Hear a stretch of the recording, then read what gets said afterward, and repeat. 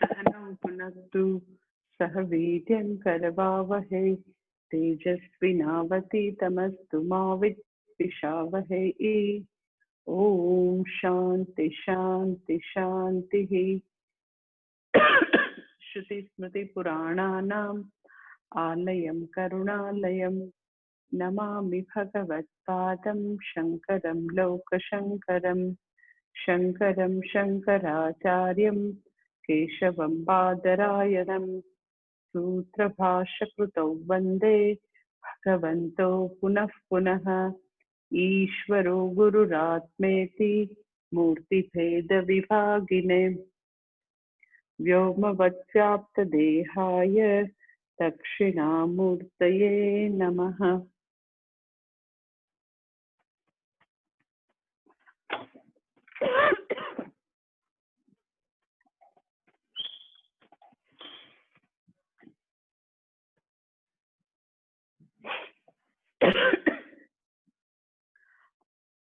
त्रीजो अध्याय 32मो श्लोक। ये त्वेतदभ्यसूयन्तः नानुतिष्ठन्ति मे मतम् सर्वज्ञानविमूढांस्तान् विद्धि नष्टान चेतसः। 31મો શ્લોક જે આપણે જોયો એનાથી સાવ વિરુદ્ધ પ્રકારના લોકોની હવે ભગવાન 32મા શ્લોકમાં વાત કરે છે। શું કહે છે? ये तु एतत् अभ्यसूयन्तः एतद् मे मतं न अनुतिष्ठन्ति तान् सर्वज्ञान विमूढान् अचेतसः नष्टान् विद्धि। આગળનો શ્લોક જે છે એમાં આપણે જોયું હતું કે સાધકો માટે સાધનાની વાત કરી હતી। આગળના શ્લોકમાં આપણે આગળનો જે 31મો શ્લોક છે એમાં 3 વસ્તુ મેં તમને છેલ્લે આપણે વાત કરી હતી। એમાં પેલું આપણે એવું જોયું હતું મે મતમ નિત્યમ અનુતિષ્ઠન્તિ। અહીંયા આગળ શું કહે છે તો કે એનાથી સાવ ઊંધા। તો કે ભગવાન કહે છે મે મતમ ન અનુતિષ્ઠન્તિ। તમે જો એકદમ જ તમને સીધું સાદું ભાષાંતરમાં પણ કોન્ટ્રાસ્ટ દેખાશે। સાવ વિરુદ્ધ વ્યક્તિ, આગળના શ્લોકથી તદ્દન વિરુદ્ધ વ્યક્તિ કે મે મતમ નિત્યમ અનુતિષ્ઠન્તિ આગળના શ્લોકમાં। પછી આગળના શ્લોકમાં પાછું બીજું એ કહે છે કે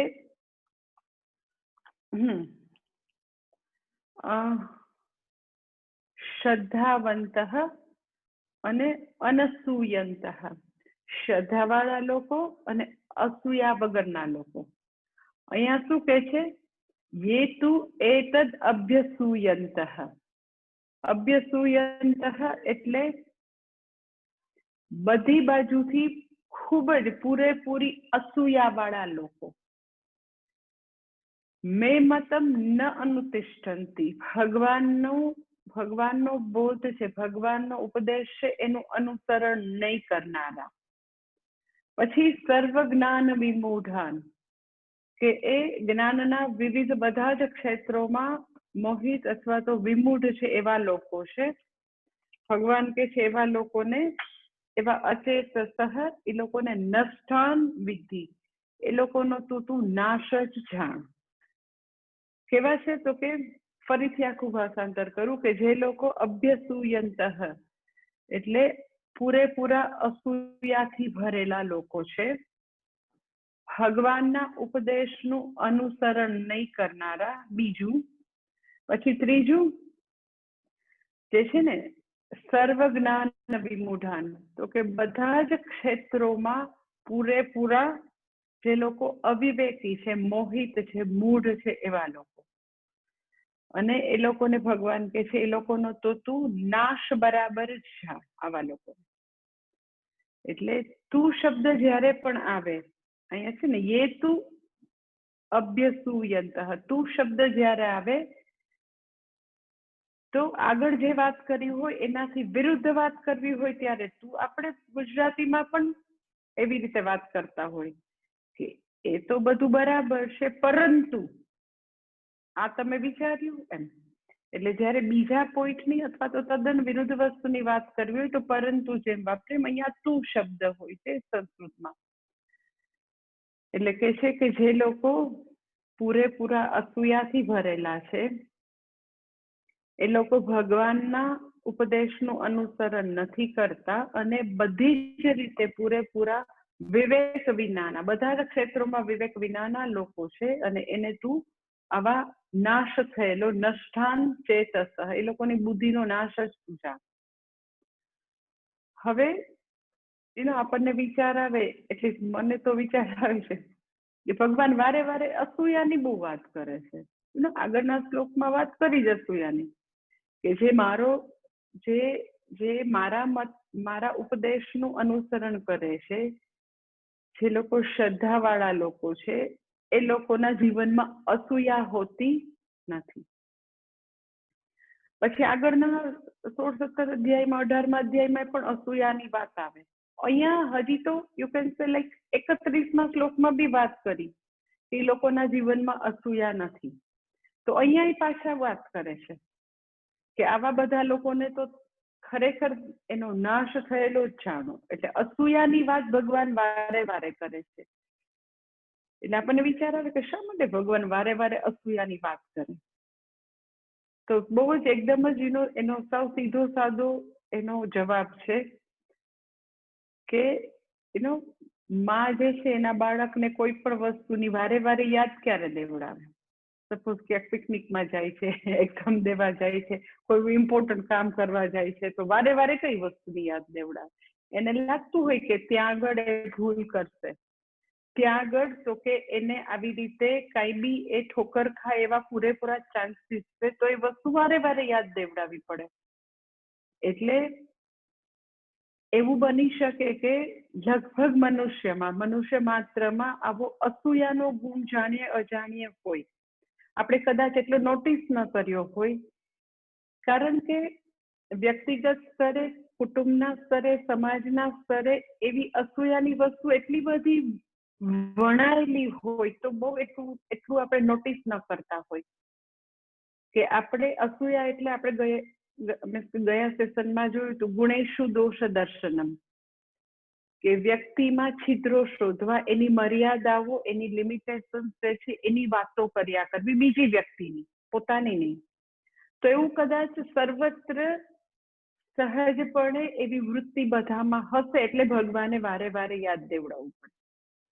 એટલે અહીંયા કે છે કે એવા લોકો કે જે લોકો ના જીવનમાં પૂરેપૂરી અસૂયા ભરેલી છે, એટલે સીધી ભગવાન શબ્દ બી કેવું વાપરે છે, અભ્યસૂયંત. અભ્યસૂયંત અસૂયા વાળા છે એવું નહીં, અભ્યસૂયંત એટલે પૂરેપૂરા બધી બાજુથી જેના જીવનમાં સંપૂર્ણપણે અસૂયાથી ભરેલા લોકો છે.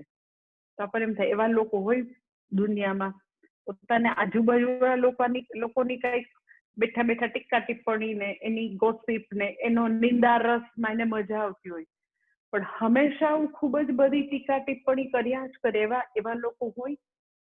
તો પૂજ્ય સ્વામીજી એના માટે બહુ સરસ કે એવા પૂરેપૂરા અસૂયાથી ભરેલા લોકો હોય છે દુનિયામાં. એ લોકો ભગવાનને પણ ન છોડે, એટલે મને એવું થાય કે એટલા પૂરેપૂરા સંપૂર્ણપણે અસૂયાથી ભરેલા એટલે કેવા લોકો હોય? તો પછી હું સ્વામીજીનું બધું લાઈક બુકમાં ને વાંચતી હતી, તેમાં સ્વામીજી આ વાક્ય બહુ સરસ કીધું કે એ લોકો ઈશ્વરને બી ન છોડે. ઈશ્વરની જે બધી વસ્તુઓ હોય એમાં પણ એ લોકો તો કે છિદ્રો શોધે, એની પણ ટીકા ટિપ્પણી કરે, એનામાં બી એ લોકો એવા કંઈક ને કંઈક દોષ જોયા કરે. તમને એવું થાય કે એવા અત્યારે હોય લોકો, તો હું તમને બતાવું. શિશુપાલ ને દુર્યોધન એવું નહીં, અત્યારની દુનિયામાં પણ એવા લોકો હોય છે. જે હું હમણાં જ ગઈકાલે એક સ્વામીજી સાથે, એક માતાજી છે આપણે, એમની સાથે હું વાત કરતી હતી. એક કંઈક ટોપિક માટે અમે લોકો ડિસ્કસ કરતા હતા એ માતાજી સાથે. તો એને મને એક બહુ સરસ વાક્ય કીધું. માતાજી મને કે માતાજી કે જવા દ્યો ને, આ બધા લોકોની તો શું વાત કરવી, એ લોકો ભગવાનનું માનવીકરણ કરી દીધું છે. It's good sentence. ભગવાનનું માનવીકરણ કરી દીધું છે. એટલે હું આમ બળાપો એકદમ આમ દુઃખ વ્યક્ત કરતી હતી કે જોને કેવું ચાલ્યું આવે છે. એટલે એકવાર તમે ભગવાનને, એટલે આપણી દૃષ્ટતા કેવી છે, માણસોની દૃષ્ટતા, કે ઈશ્વરને માનવી બનાવી દે. એટલે શું, તો કે એવા એક મહાન લેખિકા બેન છે, એવા કેટલાય લેખકો ને લેખિકાઓ છે ગુજરાતીમાં, કે જેને કૃષ્ણ ભગવાનનું આખું આલેખન માનવી તરીકે કર્યું છે. અને એટલે મેં તમને પહેલા વાત કરી હતી કે મારી પાસે તો બુક આવી તો મેં ખાલી એનું આગળની પ્રસ્તાવના વાંચીને ફાડીને લિટરલી ડસ્ટબિનમાં ઘા કર્યો. મેં તો અહીંથી આગળ લઈ જાઉં. શું કામ? તો કે ભગવાનનું માનવીકરણ કરો. એટલે આપણી દૃષ્ટતા કેવી કે ભગવાનનું માનવીકરણ કરીએ અને માનવનું ભગવાનીકરણ કરીએ. જે સીધા સાદા માણસો છે કે જે બધી જ માનવ મર્યાદાઓથી ગ્રસ્ત છે, જે ક્યારેય પોતાના દીકરા દીકરી, ભત્રીજા ભાણેજ, ભત્રીજી ભત્રીજીની કોઈ પણ પ્રકારની આસક્તિમાંથી બહાર નથી આવ્યા, એને ભગવાન બનાવી દો તમે. એનો છેલ્લા કેટલા વર્ષથી કેટલા સીધા સાદા મનુષ્યો કે જે લોકો એવું નથી કીધું કે હું ભગવાન છું, એવું ક્લેમ એ લોકોએ કદાચ બિચારાએ નથી કરેલો, પણ એના ભક્તોએ માણસોને કે જે લોકો આસક્તિમાં ડૂબેલા છે, જે લોકોમાં કોઈ પણ પ્રકારનું વૈરાગ્ય નથી, કાંઈ જ નથી એક એવું પ્રકારની વસ્તુ, તો એ માણસોને ભગવાન બનાવી દે અને ભગવાનનું માનવીકરણ કરે છે. એ કેટલી દૃષ્ટતા છે. અને આપણે બધા હિન્દુ શાંતિથી જોયા કરીએ કે એવા લોકો એવા વ્યાસપીઠ ઉપરથી એવા બધા જ ગુરુજનો, ઘણા બધા ગુરુજનો એવી વાતો કરે એઝ ધો ભગવાન માણસ હોય. એટલે જેવું તમે ભગવાનનું માનવીકરણ કરો એટલે પછી એ લીલા ન રહે, ભગવાનની લીલા ન રહે. એ શું થાય એ મારે નથી બોલવું, કારણ કે મને તો એવું બોલવામાં પણ મને એટલું દુઃખ થાય છે કે કેમ બધા હિન્દુ એવા લોકો ઉપર, એવા લેખકો લેખિકા ઉપર કેમ કેસ નથી કરતા કે તમને એવો અધિકાર કોને આપ્યો કે જે સાક્ષાત ભગવાન છે એને માનવી તરીકે તમે આલેખો. પછી જસ્ટ યુ કેન ઇમેજિન કે જ્યારે ભગવાનનું તમે માનવીકરણ કરો એવી રીતે તમે એને જોવાનો પ્રયત્ન કરો, એટલે કઈ વસ્તુ તમને એમાં સાચી લાગે, ઓર તમે એની કોપી કરવાની કોશિશ કરો. અને એવું લોકો બોલતા બી હોય છે. એટલે આ બધા પૂરેપૂરા સંપૂર્ણપણે અસૂયાથી ભરેલા છે કે એ લોકોને કોઈ ડર નથી, કોઈ પાપનો કોઈ એવો ડર નથી, કોઈ દુઃખ નથી, કોઈ ભાન નથી કે આપણે ભગવાનને માનવીની કક્ષામાં ક્યારેય મૂકી શકાય નહીં. તે સાક્ષાત ભગવાન છે. એને પોતાના સમગ્ર જીવનમાં જે કાંઈ એના પ્રસંગો છે એને આપણે માત્ર લીલા માત્ર કહીએ. એટલે પછીથી ભગવાનમાં એ લોકો દોષ પણ જોવે, એ લોકો પછી જે બોલવું હોય બોલે.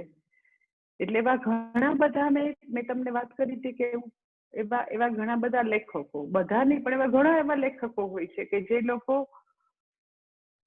એવા બધા આર્ટિકલ લખતા હોય કે આ બધું જે કઈ છે શાસ્ત્રમાં, આવું મેં વાંચેલું છે અમુક લેખકોનું, કે આ તો બધી ઋષિઓની ચાલ છે, બ્રાહ્મણોની ચાલ છે.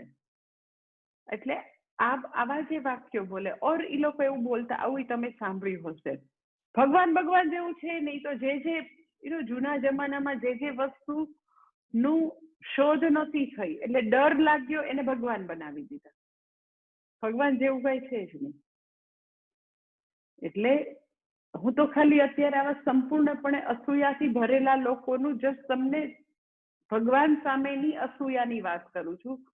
બાકી સંપૂર્ણપણે અસૂયાથી ભરેલા તમે ઘણું બધું વર્ણન કરી શકો.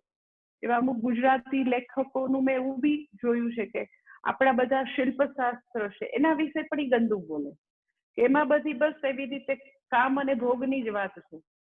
આપણું સંપૂર્ણપણે બધી વસ્તુ એનાથી જ ભરેલી છે, એવા એ લોકો લેખ લખતા.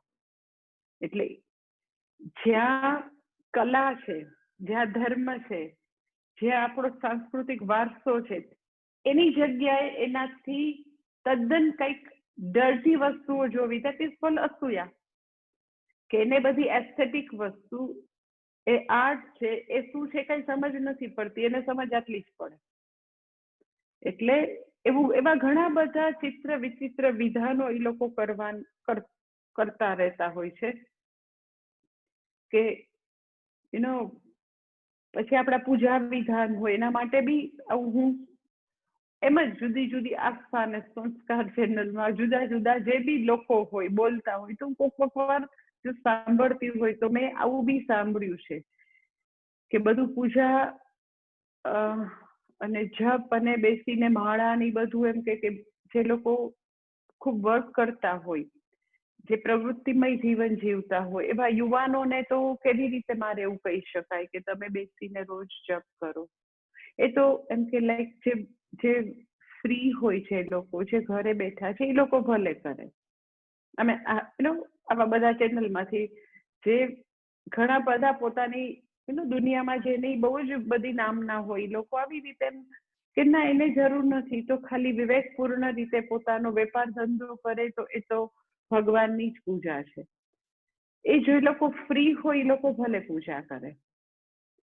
એટલે ધીસ ઇઝ ઓલ ભગવાન પ્રત્યેની અસૂયા કે શાસ્ત્ર પ્રત્યેની અશ્રદ્ધા, અસૂયા એ લોકો રજૂ કરે. આવું ઘણું બધું દુનિયામાં ચાલ્યા કરતું હોય છે. એટલે માત્ર ને માત્ર શાસ્ત્ર અને ભગવાન વિરુદ્ધ પણ લોકો બોલતા હોય તો એ બધા અસૂયાથી ભરેલા. બાકી તો હોય છે સંસારમાં એકબીજાના છિદ્રો શોધવા, બધાની ટીકા ટિપ્પણી કરવી, પણ આ લોકો ભગવાનને પણ ન છોડતા હોય એના માટે બી ચિત્ર વિચિત્ર વિધાનો કરતા હોય. દેટ ઇઝ કોલ્ડ સંપૂર્ણપણે અસૂયાથી ભરેલા. એટલે કે છે યેતુ એતદ અભ્યસૂયંતી. અને બીજો પોઈન્ટ કે છે મે મતમ ન અનુતિષ્ઠંતી. મારું વિઝન જે છે, મારો ઉપદેશ છે એનું અનુસરણ જરાય નથી કરતા. એક તો એ લોકો અસૂયાથી ભરેલા છે સંપૂર્ણપણે. તો જે લોકો ભગવાનની પણ ટીકા ટિપ્પણી કરે, ભગવાનનું પણ માનવીકરણ કરે તો નેચરલી ભગવાનનો ઉપદેશ એનું પાલન કઈથી કરે?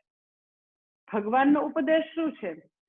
તો કે વ્યક્તિએ સામાન્ય ધર્મ અને વિશેષ ધર્મનું પાલન કરવું એ ભગવાનનો પહેલો ઉપદેશ છે. કે વ્યક્તિના જીવનમાં ધર્મનો પુરુષાર્થ હોય, ધર્મને સામે રાખીને અર્થકામનો પુરુષાર્થ કરે.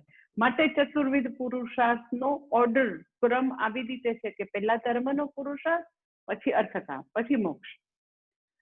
તો ભગવાનનો સૌથી પહેલો આદેશ કયો, વિઝન કયો, ઉપદેશ કયો, તો એ છે કે વ્યક્તિ સામાન્ય ધર્મ અને વિશેષ ધર્મનું પાલન કરતી હોય. તો મે મતમ ન અનુતિષ્ઠંતી એટલે શું? તો કે એ માત્ર ને માત્ર અધર્મનું જીવન જીવે. વ્યક્તિ જે છે એનામાં કોઈ પણ પ્રકારનો આવો ધર્માધર્મ વિવેકનો ઉદય જ નથી થયો.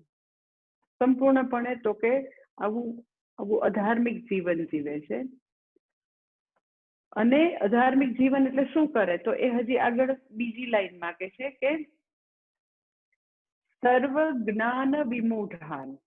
સર્વ જ્ઞાન વિમૂઢાન એટલે શું? તો કે સર્વ ક્ષેત્રોમાં સંપૂર્ણ અવિવેક. કોઈ પણ ક્ષેત્ર તમે લ્યો તો અવિવેક. એટલે મેં તમને આની પહેલા ઘણી વાર વાત કરી છે કે તમે કોઈ પણ વ્યક્તિને ભગવદ્ ગીતા ભણવાની પ્રેરણા નહીં આપી શકો. તમે ક્યાંક એવું નાચવાની કે રાસ રમવાની કે એવી વોટ એવર એવું કદાચ એ લોકોને ત્યાં ખેંચી જઈ શકો કે યોગ કરવા આવો, પ્રાણાયામ કરવા આવો, દોડવા આવો. ભગવદ્ ગીતા ભણવા માટે તો કે ધર્મ પાલન જે છે એ મસ્ત છે.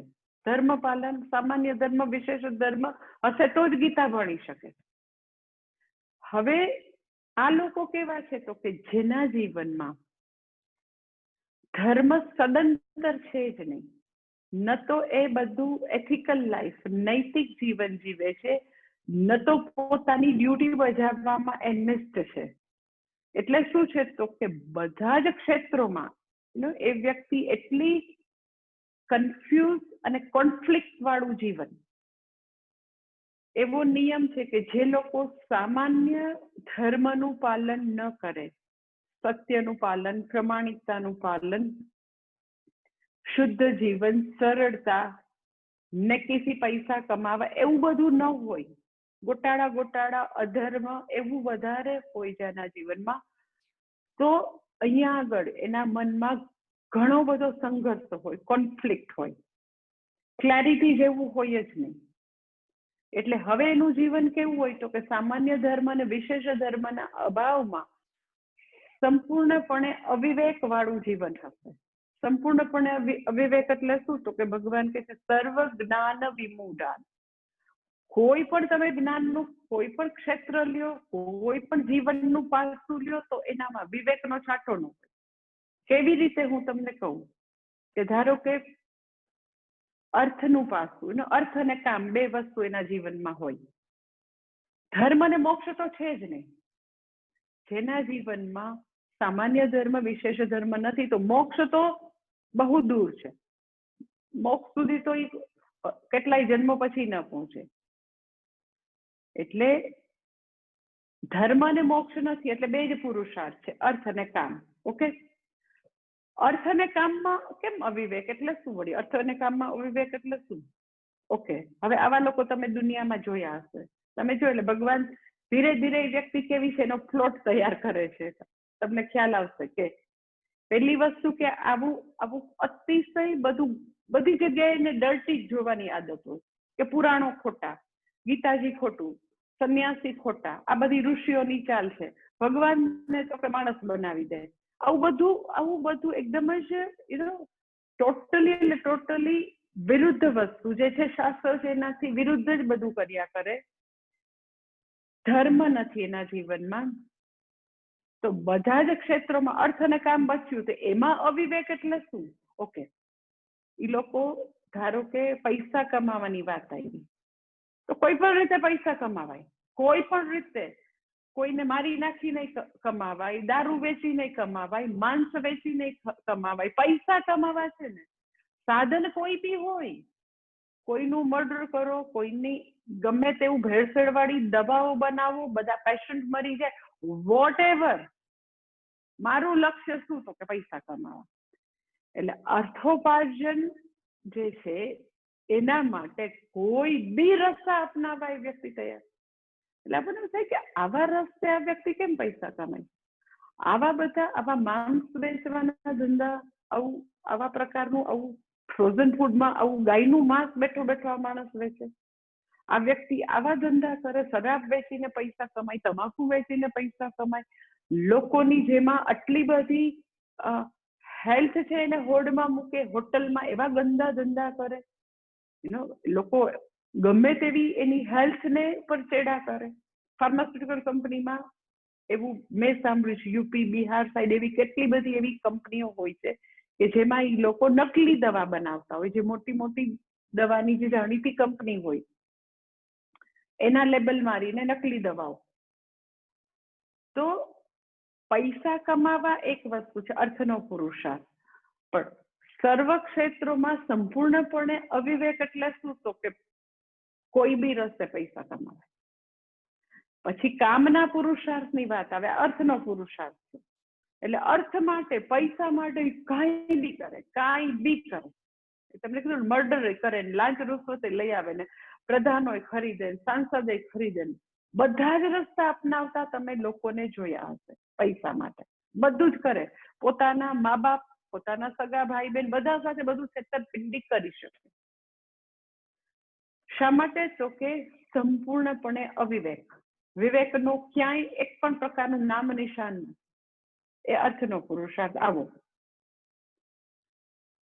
વિવેકનો ઉદય નથી એટલે શું? તો કે એ વ્યક્તિને એટલી ભાન નથી કે અર્થ કમાવામાં હું શું હોડમાં મૂકું છું, શું બાર્ટર, શેનું બાર્ટર કરી તેને હું સામે દાવમાં લગાવીને હું પૈસા કમાઉં છું, ખબર નથી. લાઈક વાલિયા લૂંટારા જેવું જીવન. વાલિયો લૂંટારો જે છે એ આવી રીતે લોકોને મારીને લૂંટીને પૈસા કમાતો હતો. તો એને એવી ભાન નથી કે હું આવી રીતે પૈસા કમાઈશ તો મને કેટલું પાપ લાગશે અને પાપ મારે એકલાય ભોગવવું પડશે અને મારું આ જન્મ નહીં જન્મો જન્માંતર મારા એવા ખરાબમાં ખરાબ જશે. પોતે આ જન્મમાં આવી રીતે પૈસા કમાઈ અને પોતાની સુખ ચેનની નિદ્રા, પોતાની ઊંઘને હોડમાં મૂકે, હેલ્થને પોતે હોડમાં મૂકે, એટલો બધો મનમાં સંઘર્ષ હોય. તમે ઓલા બધા માફિયા ગેંગ ને બધી આવી ટોળ, બધી આવી ગેંગ હોય ને, એના લોકો ભાગતા જ રહેતા હોય. તમે જો આ લોકો શેના માટે કરતા હશે? એવા નંબર ઓફ પીપલ જુદા જુદા પ્રકારના આવા ચિત્ર વિચિત્ર માર્ગ દ્વારા પૈસા કમાતા હોય તો એને ખબર નથી, એવો વિવેક નથી કે આપણે પૈસા કમાવવામાં શું ગુમાવીએ છીએ. અધર્મની રાહ પર પૈસા કમાઈને શું ગુમાવીએ છીએ વિવેક નથી. પછી કામનો પુરુષાર્થમાં પણ તમે લોકો જોયા હશે કે શું ખાવું ભાન નથી. એટલે મેં આવું જોયું છે, આઈ મે બી રોંગ ઓલ્સો, કે આપણી આસપાસ, મારી આસપાસ સંસ્કારી ફેમિલી, હિન્દુ સંસ્કારી ફેમિલી, ગુજરાતી લોકો ચુસ્ત વૈષ્ણવ હોય, ચુસ્ત રીતે કદી પણ ક્યારેય એગ્સ પણ ન ખાતા હોય એવા સંસ્કારી લોકો, જિંદગીમાં એની હજારો પેઢીમાં કોઈ દિવસ કોઈ એગ્સ પણ ન ખાતા હોય, એના છોકરાઓ 2 હાથે નોનવેજ ખાતા હોય અને એના મા બાપને ખબર પણ હોય, તો એનો સંપૂર્ણપણે અવિવેક એટલે શું? તો કે ન તો પૈસા કમાવાનો વિવેક છે, કોઈ બી રસ્તે પૈસા કમાઈ શકાય અને કાંઈ પણ ખાઈ શકાય, ગમે ત્યારે ખાઈ શકાય, રાતના 12 વાગે ખાઈ શકાય, નોનવેજ બી ખાઈ શકાય. એગ્સ વાળી કેક તો બધાને એવું થાય એમાં શું તો માતાજી ખાવાની જ હોય ને, એટલે એને તો ઓનિયન ગાર્લિક નું તો હું ક્યાંથી બોલી શકું? એટલે શું ખાવું, ક્યારે ખાવું, કઈ રીતે ખાવું, એટલે કામનો પુરુષાર્થ છે એમાં પણ સંપૂર્ણપણે અંધકાર.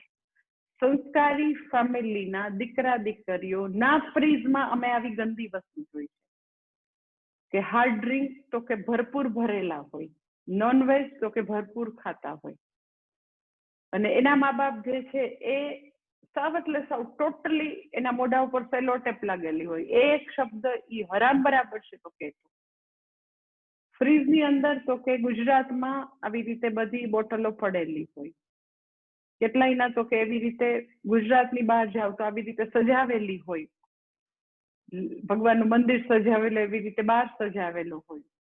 તો અવિવેકી એટલે શું? તો કે શું ખાવું, શું પીવું, એક પણ પ્રકારનું ભાન નથી, કેવા સંબંધો રાખવા નથી ખબર, કેટલી વ્યક્તિ સાથે સંબંધ રખાય, લગ્ન પહેલા સંબંધ રખાય કે નહીં, ભાન જ નથી, બિલકુલ ભાન નથી. હું એવું માનતી હતી કે સીધા સાદા અપર મિડલ ક્લાસમાં આવું ન હોય, પણ આવી બધી વસ્તુ હવે હું જોઉં છું.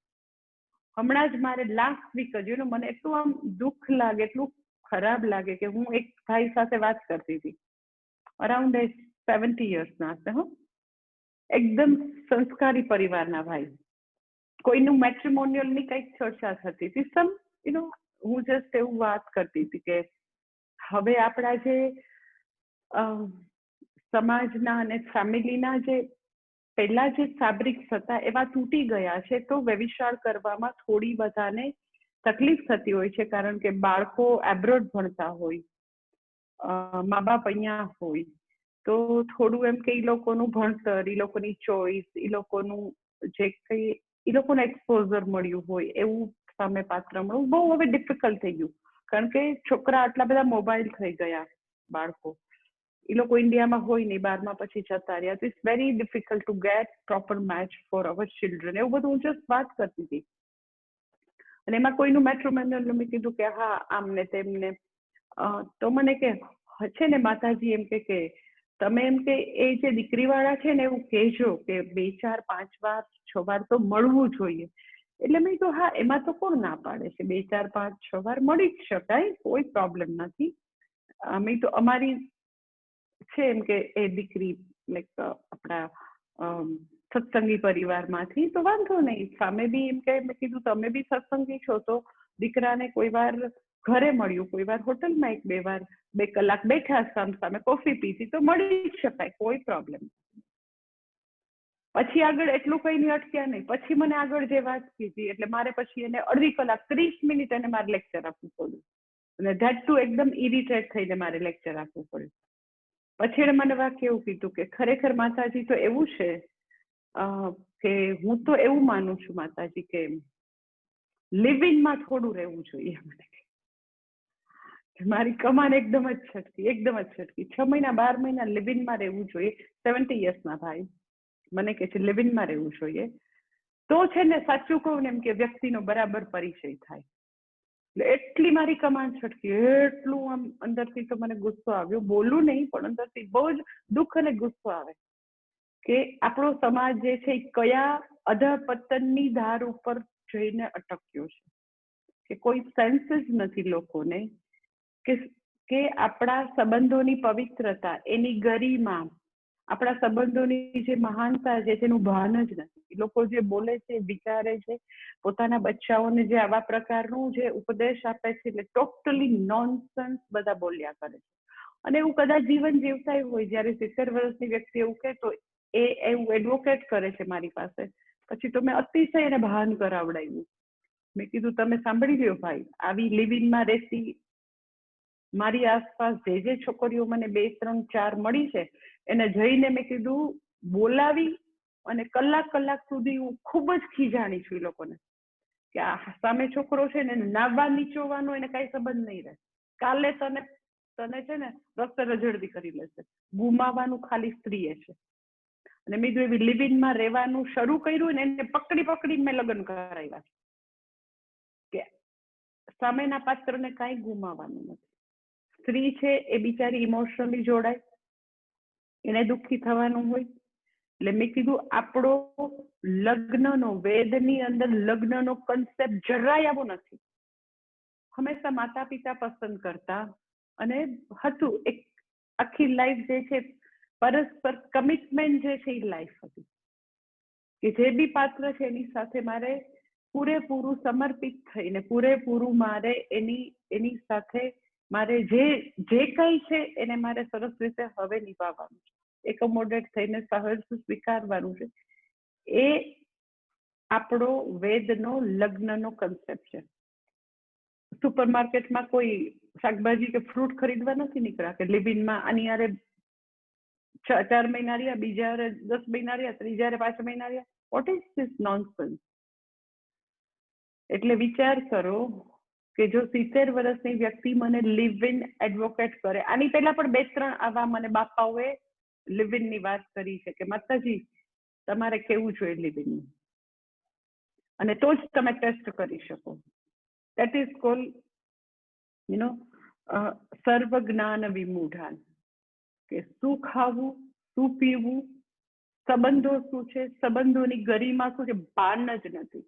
ટોટલી અવિવેક, ટોટલી નોનસેન્સ જેવી બિહેવિયર સંબંધોમાં કરે છે. ટોટલી ઇડિયટ લોકો કે જે વ્યક્તિ એટલે કુવામાં હોય તો હવાડામાં આવે ને. જસ્ટ ઇમેજિન 70 વર્ષની વ્યક્તિ આવું બોલી શકે તો એના હું 50 વર્ષના કે એના 45 વર્ષના છોકરાને હું કહેવા જાઉં, કે એના 15 વર્ષના યંગ એના પૌત્રને હું કહેવા જાઉં. એટલે આપણો સમાજ જે છે એમાં મૂલ્યોનો રાસ, નૈતિકતાનો રાસ કઈ હદે છે. એટલે મેં તમને કીધું કે આ તમને જોવા મળશે કે ભગવાનની માટે અસૂયા કરનારા, ગમે તે ખરાબ રીતે પૈસા કમાનારા અને સંબંધોની કોઈ પણ પવિત્રતા કે ગરિમા નહીં જાળવનારા, સંબંધોને સાવ આટલી હલકી કક્ષાએ મૂકનારા લોકો તમે જોયા હશે. તો એ બધાને ભગવાન કહે છે કે આવા જે અંકુશ વગરનું સ્વચ્છંદી જીવન જીવનારા એને તમે એવું કહી શકો કે બધા જ લેવલે ટોટલી અવિવેકી લોકો છે. એટલે એવા લોકો પાસે તમે કઈ આશા રાખી શકો? સમાજનો ઘણો બધો વર્ગ આવા પ્રકારની વિચારધારા, આવી રીતે જીવવા વાળો તમને ઘણો વર્ગ જોવા મળશે. કોઈ બી સમાજમાં જાવ તો આવી વિચારધારા વાળા લોકો તમને મળી જાવ. તો તમે એને જેને આવો કોઈ પણ પ્રકારનો વિવેક નથી, ખાવા પીવાનો, સંબંધોનો, રહેવાનો કોઈ વિવેક નથી, તો તમે એને કુટુંબ, સમાજ, પ્રેયર, દેવતાઓ માટેનું ઋણ, સમાજનું ઋણ, દેશનું ઋણ, એ બધી વસ્તુ તમે એને કેવી રીતે કહી શકો? લોકોના મગજમાં જ ન જાય. એ લોકોને જો તમે ઋણની વાત કરો ને કે આપણું રાષ્ટ્ર માટે ઋણ છે, તો ઇન્વેરિયેબલી આ લોકો, આવા અવિવેકી લોકો તમને એમ કે રાષ્ટ્ર એ મારા માટે કરવું જોઈએ. એટલે તમે જો ઇન્વેરિયેબલી લોકો ટેક્સ પણ નહીં ભરે, ટેક્સ ચોરી કરશે. શું કામ? એ લોકોએ કરવાનું છે. એટલે અત્યારે કોરોનામાં તમે ભારત દેશમાં જુઓ કે બધા લોકો એવું જ એમ કે આમ સરકાર ઉપર આમ એકદમ એનો ધોષ બોલાવે. ગવર્મેન્ટ શું કામ ન કરે? ગવર્મેન્ટે કરવું જોઈએ. એટલે આ જે વર્ણન જે છે એ ભલે હજારો વર્ષ પહેલા ભગવાને કરેલું છે, કૃષ્ણ ભગવાને, પણ તમે જો તો અત્યારે તમને આવા લોકો જોવા મળશે કે તદ્દન કૃતજ્ઞ લોકો. આપણું કંઈક ઋણ છે. રાષ્ટ્ર મને, આ દેશ જે છે એ મને આવી સુરક્ષા આપે, પોલીસ રૂપી સુરક્ષા આપે, મને આવા સરસ રોડ આપે, મને આટલું સુંદર ઇન્ફ્રાસ્ટ્રક્ચર આપે, જેમાં ટેલિફોન હોય, જેમાં એલપીજી હોય, જેમાં મને બધે પેટ્રોલ મળતું હોય. આખા ઇન્ડિયામાં તમે કોઈ બી જગ્યાએ જાઓ તો મોબાઈલના ટાવર મળે છે. કેવડું જબરજસ્ત ઇન્ફ્રાસ્ટ્રક્ચર છે. પછી ટેક્સ ભરવાની વાત આવે તો તમે બધા કેટલા લોકો ટેક્સ ભરે છે અને કયા સ્લેબમાં કેટલા લોકો ટેક્સ ભરે છે, એ બધા આંકડા વાંચો તો તમને તો આમ ચક્કર જ આવી જાય કે આખે આખો ભારત દેશ ચાલે છે કેવી રીતે? આટલા ઓછા લોકો ટેક્સ ભરે છે. એટલે એ લોકોને ન તો રાષ્ટ્ર ભાવના છે, ન તો દેવતાઓ માટે છે કે દેવતા શું હવે? સૂર્ય દેવતા, સૂર્ય છે, ચંદ્ર છે. એટલે કોઈ પણ પ્રકારની એનામાં કૃતજ્ઞતા નથી, ઋણ જેવું નથી. તો આપણને એવું થાય તો એ લોકો તો બધા બુદ્ધિ વગરના હશે, એ લોકોનો આઈક્યુ નહીં હોય. તો એ અહીંયા બહુ વિચિત્ર વસ્તુ છે કે બહુ જ બુદ્ધિમાન લોકો હોય, આઈક્યુ ઘણો બધો હોય, પરંતુ ઈક્યુ જેવું નથી. ઇમોશનલી તો કે કઈ ડેવલપ નથી, વિવેક જેવી વસ્તુ નથી. એટલે આવા લોકો સમાજમાં સારું ભણેલા, એવી મોટી પોસ્ટમાં પણ હોઈ શકે, બહુ મોટો બિઝનેસ કરતી વ્યક્તિ પણ હોઈ શકે, પણ વિચારધારામાં, વિવેકમાં તો કે શૂન્ય. વિચારધારા તો કે આટલી બધી નિમ્ન કક્ષાની, અર્થ, કામ, સંબંધો, બધી બાબતમાં, અને બધે જ આવી રીતે સરકારના ટેક્સની ચોરીથી માંડીને બધી જ જગ્યાએ તો કે આવા પ્રકારનું બિહેવિયર કરનારા. એટલે આ સચ બુદ્ધિમાન લોકો છે. આપણને એવું થાય ને કે સર્વ જ્ઞાન વિમૂઢ, એટલે વિમૂઢ લોકો, મૂઢ લોકો, બુદ્ધિ વગરના. નો, એકદમ બુદ્ધિશાળી. સમાજના લોકો એની બહુ વાહ વાહ કરે, કારણ કે મોટી મોટી ગાડીઓ લઈને આવતા હોય, ખૂબ જ મોટા પેલેસ જેવા બંગલા હોય. સમાજને તો જોવાની એક જ દ્રષ્ટિ છે કે નાણાં વગરનો નાથ થયો અને નાણે નાથા લાલ. એટલે પૈસા હોય એટલે એકદમ સર્વે ગુણાહા કાંચનમ આશ્રિત. પૈસા વાળો એટલે બધા ગુણો એને જ છે એવું સમાજ માને છે. એટલે જે કોઈ સભામાં તો કે એને જ મોટા ચીફ ગેસ્ટ બનાવ્યા હોય. એટલે એ બિઝનેસમેન એમ તો બહુ જ માહેર હોય, બુદ્ધિ પણ ખૂબ જ હોય. આ બધા માફિયા ગેંગ ને એ બધા હોય, તમને લાગે ખૂબ જ બુદ્ધિમાન હોય. એટલે ટ્વિન ટાવર પાડી દેવા એ કઈ થોડી સીધી સાદી વાત છે. કેટલી બધી બુદ્ધિ હોય લોકોમાં, પણ જે કાંઈ બુદ્ધિ છે એનો તદ્દન દુરુપયોગ. એટલે આઈક્યુ એક વસ્તુ છે, અને વિવેક હોવો, સમજ હોવું, ધર્મની રાહ પર ચાલવું, ઇમોશનલી હેલ્ધી હોવું, બેલેન્સ વ્યક્તિ હોય, એ તદ્દન જુદી વસ્તુ છે. એટલે આવા લોકો જે છે એને ભગવાન કહે છે વિદ્ધિ નષ્ટાન ચેતસઃ, તું આ બધાનો નાશ જ માન. આપણે એમ થાય એટલે શું એ બધા મરી ગયા કહેવાય? ના ના, એ લોકો ગુજરી નથી જતા. આવા જે બધા માફિયા લોકો, અધર્મની રાહ પર ચાલનારા, સમાજમાં આવું તદ્દન નિમ્ન કક્ષાની પ્રવૃત્તિ કરનારા ગુજરી નથી જતા, પરંતુ એઝ સચ એ લોકો નષ્ટ થયેલા છે એવી જ એની જિંદગી છે, મરેલા છે એવી જ જિંદગી. એટલે શું? તો કે એનું મનુષ્યપણું ક્યાં છે? તો કે જ્યાં સુધી મનુષ્ય વિવેક કરી શકે ત્યાં સુધી એનું મનુષ્યપણું છે. એનું મનુષ્યને ભગવાને વિવેક કરવાનું સામર્થ્ય આપ્યું છે. કૂતરાને નથી, ગાયને નથી, કોઈને ભગવાને વિવેકનું સામર્થ્ય નથી આપ્યું. એ લોકોનું શું છે તો કે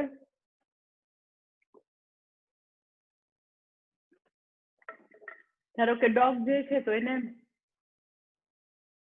ભસવાનું મન થાય તો ડોગ છે એને ભગવાને એવો વિવેક નથી આપ્યો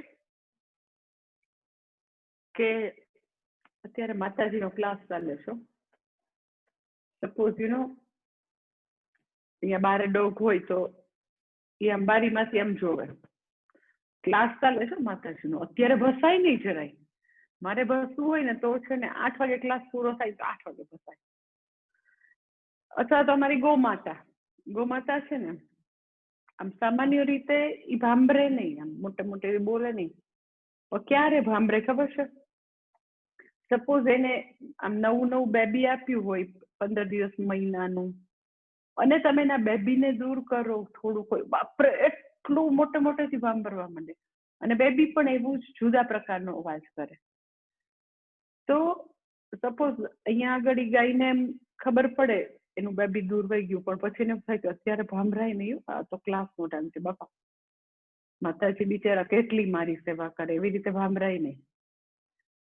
કે એ છે ડોગ કે ગોમાતા જે છે એને ભાંભરવાનું મન થાય તો એને ભગવાને બિચારીને કોઈ પણ પ્રકારનો વિવેક નથી કે અત્યારે ભાંભરવું યોગ્ય છે કે નહીં, કેટલું પ્રમાણે ભાંભરવું જોઈએ, એવો બિચારીને વિવેક નથી.